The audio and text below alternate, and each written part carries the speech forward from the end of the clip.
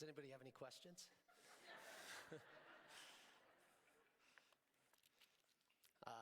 You might have a few, right? One of them probably is like what's happening right now, right? Some of you might be asking, is that milk from Trinity Valley? And to that I would say, yes, of course it is. I think probably the most common one that you're thinking about is why? Why did you just do that? Why did you fill one of these glasses with chocolate milk and one with whipped cream? I think why is a great question, right? Two things that everybody loves, two things that might be a problem for anybody out there who's lactose intolerant, but why, right? It's a fantastic question, and we ask it all the time. From a very young age, we start out and we ask, why? Why do I have to do this? My parents asking me to maybe clean my room. Why? Maybe for me personally it was, and my mom's sitting over there, oh, load the dishwasher while I'm gone. And then I'd be like, why? And then I would frantically scramble before she got home to, load the dishwasher. I think as adults, we tend to shift the question. It's still an important question, but it tends to go more towards, why did you do that? Or why did this thing happen? Not so much something uncomfortable that our parents might be asking us to do. I'm a teacher in my day job, and I ask that question all the time to my students. I work with high schoolers, and they sometimes get in trouble, get themselves into situations that are problematic. And I always come back to this question of, why did you do that thing? Why did you get in trouble, whatever it might have been? I think it's easy to focus on the what, right? The what's still important, like you still punched a kid or you still, whatever it might be. But the why, I think, is where more of the important questions are asked, right? You can really get to understand the motive, the stuff that's happening beneath the surface of that kid. And I think in most cases, I would say that our why matters more than our what. The what's still important, but I think the why matters more. Put in a different way, our motives matter, right? So why did I fill these two containers? Well, I'll reveal my motives in a couple minutes. But before I do, I want to introduce myself a little bit and my roles here at GCF. My name's Tyler. I am a high school special ed teacher at Moravia. I teach 10th grade special education. I'm in my 9th year of teaching, so I don't know if that makes me old or young. I don't know. But in my free time, I serve a lot here at church, and I have a variety of different roles. I lead some connection groups. I serve on the board of directors as our church secretary. And this year, I'm working as a church resident. And so you might be like, what does that mean? What is a resident? Well, a residency, it means that I come to church, frequently, and I work kind of as a part-time volunteer at the church here, assisting the staff, assisting the pastoral team in different ministry projects that they might have. And the goal is to kind of get my feet wet in ministry and see if that's something that I'd be being called into in some capacity in the future. So that's kind of, in a nutshell, what a residency is here at Grace. And I've been doing that for about 3 months. It's going to go throughout the rest of 2025. There is, even though that's only 3 months, there's been a lot of thought process that have gone through some of the things with the residency. And one of those things is something that I've actually been working on in my own life, and I've noticed in my own life. It's this thing that's kind of plagued me. I would say that it's kind of a hidden addiction, so to speak. And it's that I'm addicted to people pleasing. I've always taken pride in being helpful, being dependable. People would always respond to me and say, wow, you're really trustworthy and you're responsible, right? I don't think those are bad things, right? I like making people happy and pleasing people. I want to get things done well, and I want to do things, in a good way, and desire to be as good as I want to be or as I can be. I think those are all good things, right? But my motives like we were just talking about, my motives might not be that good underneath. You see, deep down, I am controlled by this desire to do what other people want me to do. I am controlled by this desire to make other people happy with me. I want to be well thought of. I don't want to let people down. It's really consuming. It takes kind of all that I do. Now, you might be like me and you might say, well, I feel that. I struggle with that too. Maybe you don't necessarily say that it controls you. I still think it's something that everybody kind of deals with at some level or another, right? Wanting to please people. This urge to do what people want you to do is something that the Bible refers to as fear of man. It's going to be what our conversation is about today. It's also been referred to in some circles as codependency. God has an interesting word for it, though. He calls it sin, okay? Sin. Even small amounts of people-pleasing have disastrous impacts on our lives, okay? If you don't believe me, we're going to look at it a little bit more today, but our bottom line here, it's in your bulletin. It's because people-pleasing is really self-pleasing, not God-pleasing. So we're going to dig into this a little bit. I'm going to share a little bit more of my journey with this people-pleasing and how I'm really working to overcome it little by little. So a good definition of people-pleasing is from gotquestions.org, this fear of man, right? If you look up what is fear of man, gotquestions.org will pop up. It's a Christian resource. They've got lots of different questions that they've answered. And their definition is an anxious need to receive affirmation from those around us. The Bible has a ton to say on this topic, but really it's interesting. It's actually only mentioned one time by name as the fear of man in Scripture. It's mentioned in Proverbs. It's Proverbs chapter 29, and that verse says here, it's a famous verse, you might have heard it. It says, "The fear of man lays a snare, but whoever trusts in the Lord is safe." Other translations might say the fear of man is a snare, might say the fear of man becomes a snare. I think it's important. We should talk about what a snare is and see how it's related to the fear of man. So, a snare, I've got a couple pictures here. Hopefully you can see them okay. It's kind of like an old school trap that people, woodsmen, whatever, would use to catch animals, mostly pests and predators. Like, think about like raccoons or coyotes or beavers, things like that, right? So it's a loop of metal wire. You hook it up to a tree, and you kind of suspend the loop on a trail where these animals run, and you want to suspend it right where their head's going to be as they're running along the trail. And it's kind of hard to see, okay? The first one's against a white background, but then the second picture is kind of in the woods. It kind of blends in, right?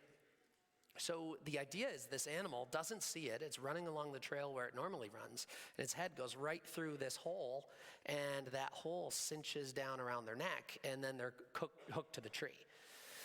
Sometimes this hurts the animal, okay? It's really dangerous. A lot of New York actually doesn't allow snares, I believe. I was looking this up a little bit.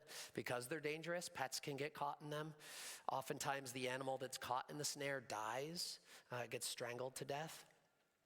So this idea of a snare, it's meant to catch something, it's hidden, it's something that can be harmful, right? It is harmful, it can be even deadly. Proverbs tells us that people-pleasing and this fear of man is a snare, right? It does the same thing.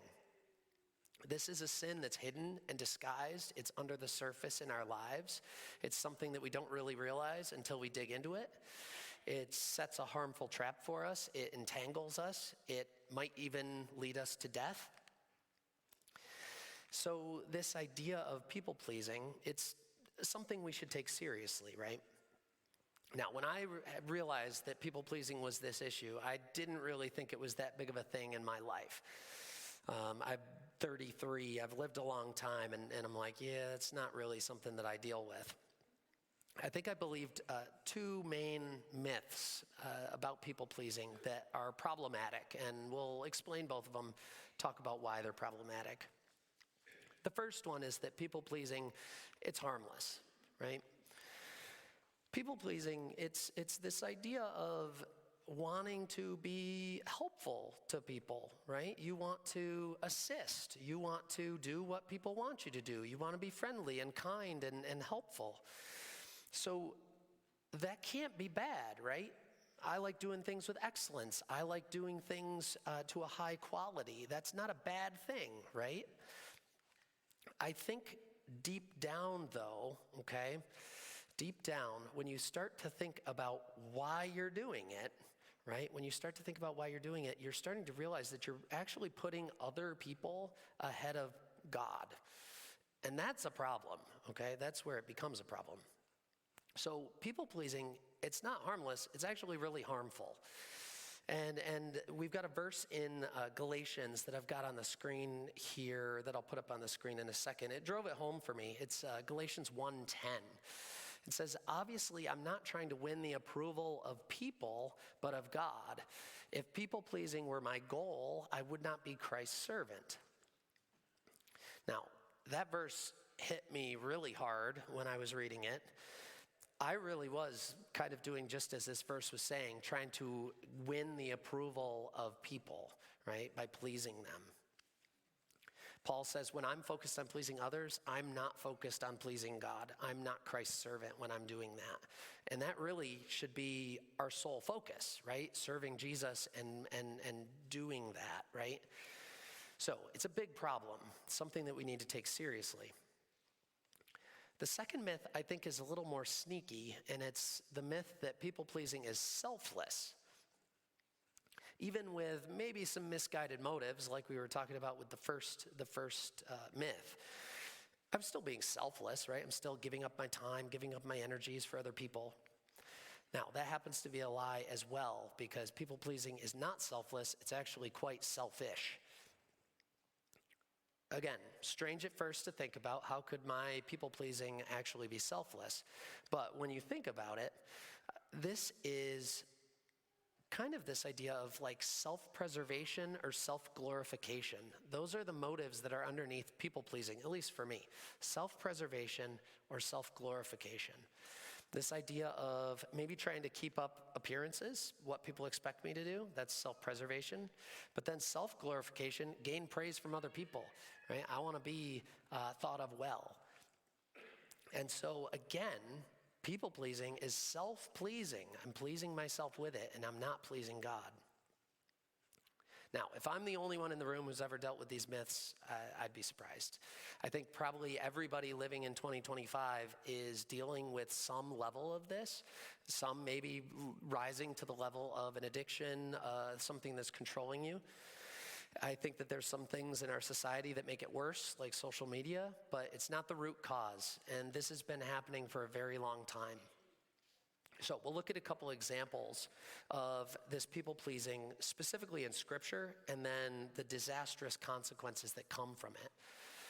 The first place we're going to stop is in 1 Samuel chapter 15.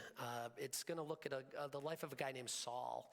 If you have one of the Bibles in front of you, the soft cover ones are the New Living Translation. That's the one I'm going to be reading out of, and that's going to be found on page 236 in there. So Saul was Israel's first king. He was put in place because Israel basically demanded that they needed a king, so God chose him. He keeps tripping himself up, though. If you read earlier in 1 Samuel, he keeps making mistakes and falling into kind of prideful traps. I would say his biggest mistake is probably in chapter 15, where we're going to look real quick. He got command to, just as some background, he got a command to destroy this people group called the Amalekites. And the Amalekites were this group of people who had basically hurt the Israelites as they were traveling through the wilderness coming into the promised land. And so God has kind of been waiting for their judgment, and this was the time that he had appointed. And so Saul was instructed to take his armies and destroy the Amalekite people and basically wipe their civilization, all their possessions, all their cattle, animals, sheep, whatever it might have been, off the face of the earth, okay? So Saul goes out and does that earlier in the chapter. Saul goes out and does that. He destroys all the Amalekites, except he keeps alive the king, King Agag, and also keeps the best animals for himself, for the people of Israel. They're like, well, these are great animals. We can't let these go to waste. So we're going to see how this plays out in verse 10 and 11. So if you look there with me, verse 10 says, "Then the Lord said to Samuel, I am sorry that I ever made Saul king, for he has not been loyal to me and refused to obey my command. Saul was so deeply moved when he heard this that he cried out to the Lord all night." That idea of, I told you to do something and you didn't do it, right? You thought you might have had some better motives, but you just chose to not obey them. So Samuel finds Saul and confronts him, and Saul starts to kind of save face here. If you skip down to verse 20, we see Saul's interaction with Samuel. Saul says, "But I did obey the Lord," Saul insisted. "I carried out the mission that he gave me. I brought back King Agag, but I destroyed everyone else. Then my troops brought in the best of the sheep, the goats, cattle, and plunder to sacrifice to the Lord your God in Gilgal." So he says, we were actually going to sacrifice this stuff. But Samuel replied, this is super important, "What is more pleasing to the Lord, your burnt offerings and sacrifices, or your obedience to his voice? Listen, obedience is better than sacrifice, and submission is better than offering the fat of rams." And then he goes on in verse 23 at the end, it says, "He has rejected you as king because you disobeyed the word of the Lord." Saul's response to all this, I think, is indicative of where his heart's at in this moment. It says, "Then Saul admitted to Samuel in verse 24, 'Yes, I have sinned. I have disobeyed your instructions and the Lord's command, for I was afraid of the people and what they demanded.'"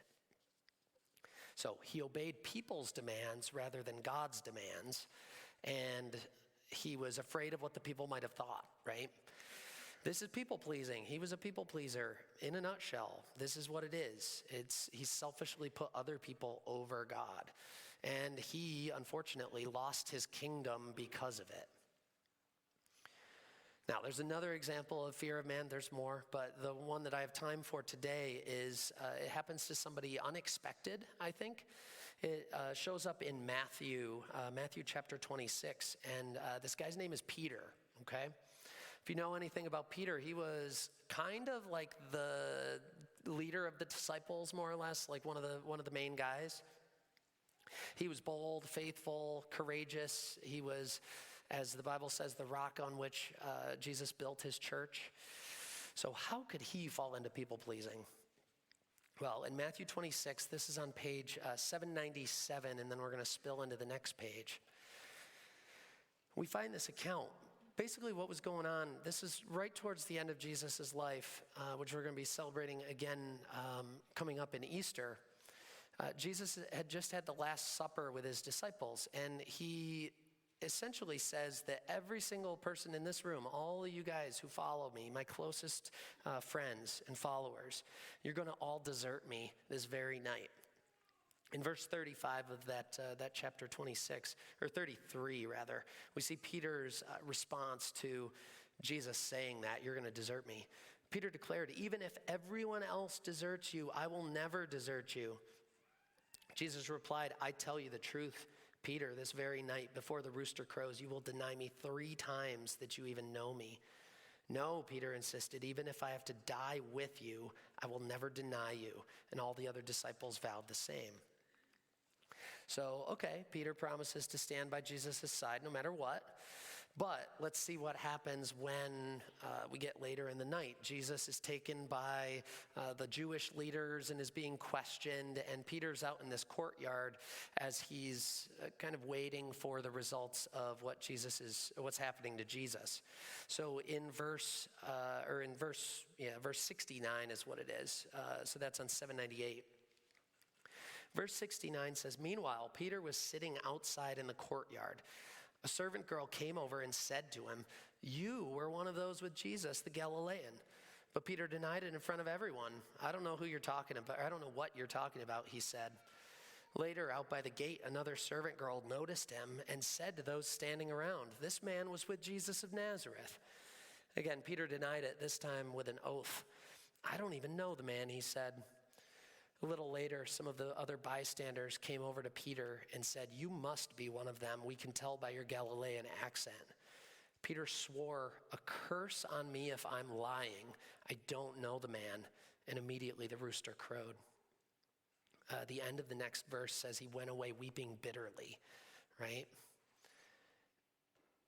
It's an interesting turn of events for Peter. His boldness that he expressed before going to this level of fear.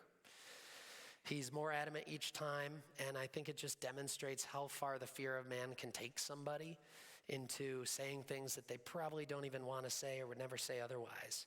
And you can imagine, like the last part of that verse, the shame and the sadness that he felt as he had to deal with this. Now, these stories, as tragic as they are and as unfortunate as they are, I think they're helpful because they make me, at least, as a chronic people pleaser, realize that I'm not alone. I can resonate with these stories. I can see myself in these stories. I've felt the same fear, anxiety, and shame that comes with people pleasing, and I think probably many people in here have felt the same. For me, my people pleasing often shows up in a few different ways. Perfectionism, I like to do things well and make things absolutely perfect. I frequently say yes to too many things. I have a hard time saying no. I also have this really bad habit of avoiding uncomfortable conversations like the plague for months if I need to, okay?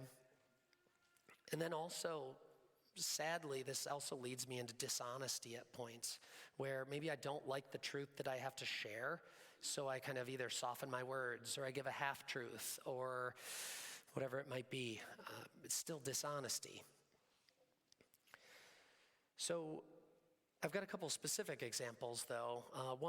One really specific one. Like I said, I'm a teacher in my day job, right? And teach full-time. And like all teachers, we have to do these things called observations. Okay, you may have heard of them. I'm sure every teacher loves doing these, okay? I know I do. They're great. Multiple times a year, 3, 4, or 5 times a year, whatever it might be, you've got to be observed. The principal sends you an email. If you're lucky, they send you an email and they say, "We're going to observe you. Pick a period, pick a class, pick a date, whatever. I'll come in, watch you." You prepare a lesson, they sit in and watch, and then you have to debrief afterwards. Now, when I get that email from my principal, my mind starts racing. My stomach has this knot in it, okay? It's not good because I'm like, I think that I'm a good teacher, and so I need to prove that I'm a good teacher to my principal, and he expects good things from me when I'm going to be observed. So, okay, what lesson could I do? I got to pick the best, the most groundbreaking lesson possible, something that wouldn't even be in my norm of teaching, really. Okay, so what if my lesson's not good enough? I worry about that. What if my kids don't behave? Okay, I've actually not contemplated seriously, but I've contemplated trying to bribe a couple students, specific students, to not show up that day. If you're a teacher, you know what I'm talking about, okay? So what do I do if they don't behave, right? I live in fear that if I'm not perfect, things are going to go badly and I'm going to have a big problem. Maybe I'm going to even lose my job. And I've been through 35 to 40 observations by this time because, like I said, I've been teaching for a little while. So, kind of underneath all this is this thought that maybe, just maybe, if I don't do well, if I'm not perfect, the principal might think either that I'm not a good teacher or that, maybe he's a fraud. Maybe he's not the teacher that I thought he was. And that hits me kind of in an interesting spot because I kind of think those same thoughts on a pretty daily basis. Maybe I'm not the teacher that I think I am. So the observation goes well. I get a great score, whatever, okay? I feel really good. I feel full at the moment. However, wait a couple weeks, okay, that feeling kind of subsides, and then a couple months later, guess what? I get another email from my principal saying, "Let's do another observation." Now I start worrying even more because I've just set a high standard for myself and I need to either meet it or do even better than that, okay? he expects me to be perfect. He expects me to over-prepare. He expects me to do everything perfectly. And so I get more and more and more and more and more worried and worked up over these things. Ironically, interestingly enough, I actually am feeling a temptation to live in the fear of man right now as I'm preaching about the fear of man. It's kind of weird. Maybe I didn't prepare well enough. These thoughts have popped into my mind. Maybe I didn't prepare well enough. Maybe you guys won't learn anything. You might think that I've left out something important. Maybe I'm going to run long and Dan's going to yell at me or something. Maybe my points don't flow perfectly into the next point that I've got made. Maybe you think I look weird and my clothes don't match. I went gray and black on purpose so that I matched. Did you catch a concern, or did you catch a theme in all these concerns, though? They were all focused on me, every single one of them. What if I don't do this? What if you think this about me? What if I think this, or what if I fail in this way? Not one of those concerns was about me actually preaching in a way that honors the Lord and delivering his word in a right way. If I live in this fear of man and give in to that temptation, I don't leave any room for God to work through me, unfortunately. So, this really just drives home this point that I've been trying to make the whole time. People-pleasing is just self-pleasing. It's not God-pleasing. When I'm living in this fear of man, I'm in my pride and perfectionism and not letting God work. So why do we do it? It's a great question. Why do we do it? For me, I think there's multiple parts. One part is fear of rejection. I don't want to be rejected. One part is maybe I'm not good enough, fear that I might not be good enough. I think the biggest part, though, of my motivation is this feeling, I want to be worth something. I want to feel like I'm worth something. I want to have value. That's what leads me to people please. So going through my life, I try as hard as possible to try to get some sense of worth through other people's actions and get others' praise along the way. I figure if I work harder, if I do everything perfectly, people are going to like me, people are going to be happy with me, I'm going to feel worth something. I'm going to feel full and content finally. But when I people please, when I'm living in the fear of man, I'm really not that much different than this thing here, okay? This glass of whipped cream, okay? If you remember when I filled it up, it was full, okay? Over time, it flattens out, it compresses, it evaporates, so not evaporates, but it just kind of like sinks down, and to the point where you don't feel as full as you once did. You got it nice and full, I worked hard, I made it happen, I did something that made me feel worthwhile, and I feel full. But slowly and surely that feeling of fullness goes away because I was trying to put my worth and value in what other people thought of me. It doesn't have any staying power. There has to be a better way, right? Instead of accepting this cycle, we must be able to move past this idea of pleasing and worshiping others to try to feel full.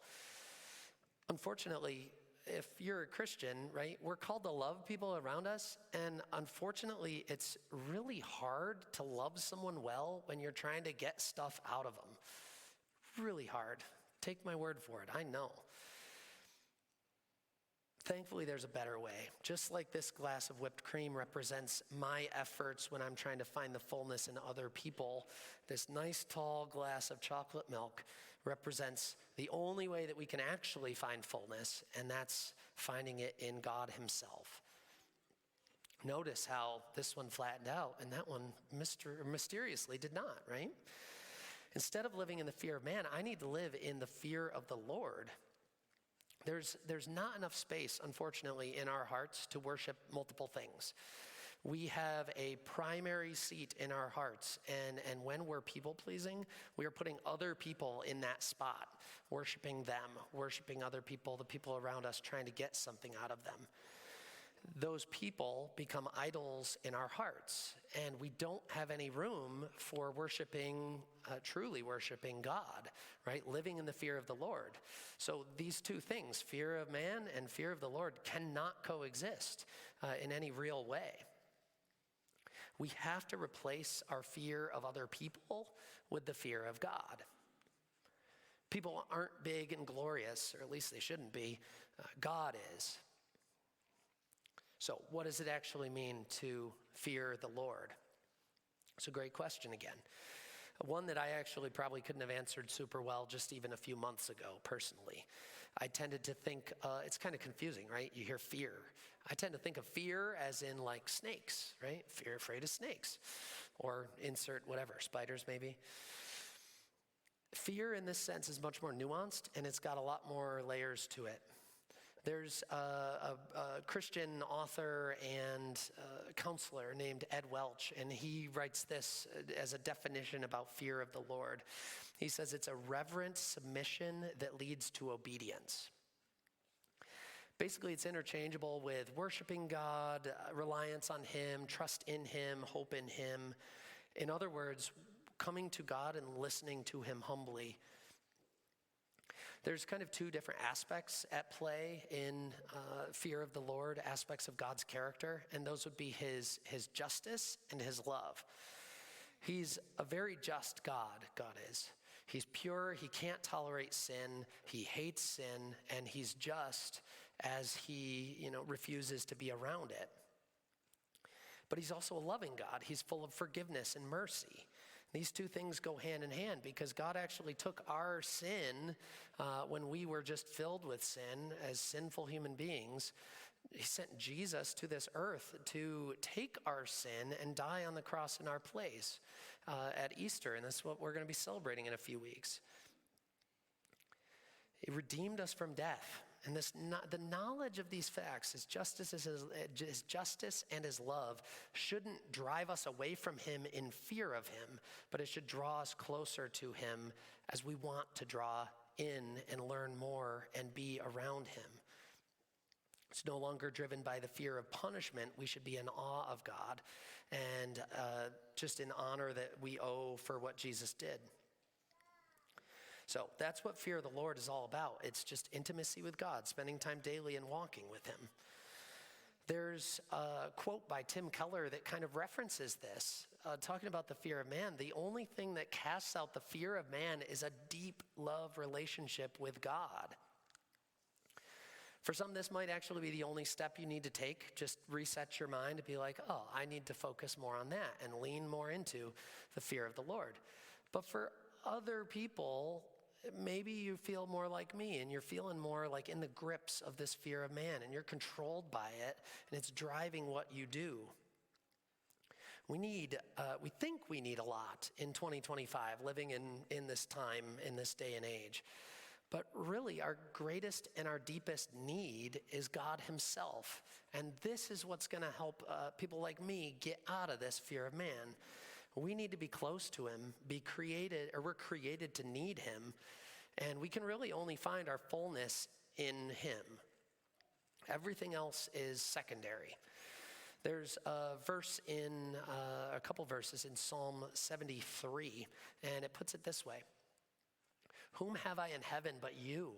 I desire you more than anything on earth. My health may fail and my spirit may grow weak, but God remains the strength of my heart. He is mine forever. Those couple verses just show that everything else that we desire in this world should be secondary to desiring God. They must remain secondary. We desire a lot of stuff. Right? We desire a lot of things, food, a good job, maybe you want friendship, companionship. I think most people want all these things. But I think the most universal one is probably love, right? We have this desire to feel loved. It's not a bad thing in and of itself. God is the essence of love after all. But the problem occurs when we put our desire of love, or when that actually becomes more than our desire for God. It's a problem when you think about how much you desire love and why you desire it. Do you desire love more than you desire God? If so, then that's not healthy. That is an idol, right? You transition from a healthy love into an idolatrous love. God's no longer on your throne in your heart. He's replaced by this need to be loved by other people. And now that desire controls you, unfortunately. So idols destroy us, leave us empty, make us feel good in moments, but not good most of the time. So we have to keep these desires in check if we really want to live in the fear of the Lord. And we need to be diligent in rooting them out. So a lot of stuff that we've kind of talked about. How can we actually take these things? Okay, fear of the Lord is an important thing. Fear of man, yeah, I should probably be dealing with that. How can I make steps this week to actually begin to do that? The first thing I would say that we need to do is just surrender ourselves, right? Maybe today's the first real time that you noticed fear of man lurking in the shadows of your life. Maybe you knew that it was there, but you didn't do anything about it, or it's been hard for you to kind of make those changes. Surrendering to Jesus is step number one. Now, the fear of man, like we've described already, it's a sin issue, and it doesn't go away on its own. Sorry. It requires confession and surrender. You can only start addressing it when you've actually give up the illusion that you can deal with it on your own. Unfortunately, sin that's really deeply built into us and woven into us, we just can't deal with it on our own. Any amount of sin we can't deal with on our own, but these are especially true. So take step one, acknowledge it, confess it to Jesus, and ask for his help. Second, we have to lean into and just learn about the fear of the Lord. When we spend time in the Bible every day, when we get to know the character of God, we are naturally growing in the fear of the Lord. You're going to be in awe of his greatness and his goodness, and people will actually start to seem smaller to you in comparison to him because you're immersing yourself in him. By filling your heart with God's greatness, there's much less room to ask, what do these other people think about me? A guy named Leonard Ravenhill said this, a man who's intimate with God is not intimidated by man. So the fullness that we can only get from Jesus, it's far beyond anything that another human being can give you. So let's lean into this idea of growing in the fear of the Lord. Then finally, examine your motives. We need to examine and understand your motives, just like we were talking about. Why did we do this? Ask yourself often, why am I doing what I'm doing? Am I doing this for the purpose of pleasing other people, or am I doing this to please God? Before doing something that you think might be people-pleasing, you could ask yourself, do I want to do this for me, or do I actually want to do this for God? Pause beforehand and search your heart. And before you get too far, if you actually are doing this because of yourself, talk to God. Ask him to remove it from you. Confess that. Now, you might think, oh, well, I could never do that. It's hard for me to notice this when it's happening or even beforehand. The more that you practice it, the more that you actually, kind of lean into this fear of the Lord and really trying to root out fear of man, you're going to be going from not recognizing it at all to noticing that it happened afterwards, to noticing that it's happening currently, and then recognizing it before it even starts. That process takes time, but it happens. It gets easier and easier. So don't forget the fact that your motives matter and examine them. Lean into this fear of the Lord and look to take away these impure motives. A good resource that I've referenced actually a bunch today, and you didn't even know it, was a book by the guy I referenced earlier named Ed Welch. It's called When People Are Big and God is Small. He's a Christian counselor that wrote this book entirely about rejecting the fear of man, recognizing it in your own life and replacing it with fear of the Lord. It's been a helpful book. I've been reading it in the past number of months, and it's been a super helpful book as I've been on this journey. And so I think it would be a helpful thing for anybody who's looking into this to reference. So you can take note of that. Now, could you just imagine with me for just a second how our church, our families, our communities might be just different, radically different, if we stopped fearing the people around us and started fearing God more than them. We wouldn't have a preoccupation with how other people see us. We wouldn't have those endless efforts to try to prove myself or prove that I'm enough. We wouldn't have this idea of finding worth solely in other people. We could seek God wholly with our hearts and focus on Him. We could actually remove those people-shaped idols that occupy that central spot in our hearts and instead replace them with God, with Jesus. We'd find the fullness in Jesus that we can't find anywhere else or from anyone else. Unfortunately, we can't do it on our own. So let's turn to Him.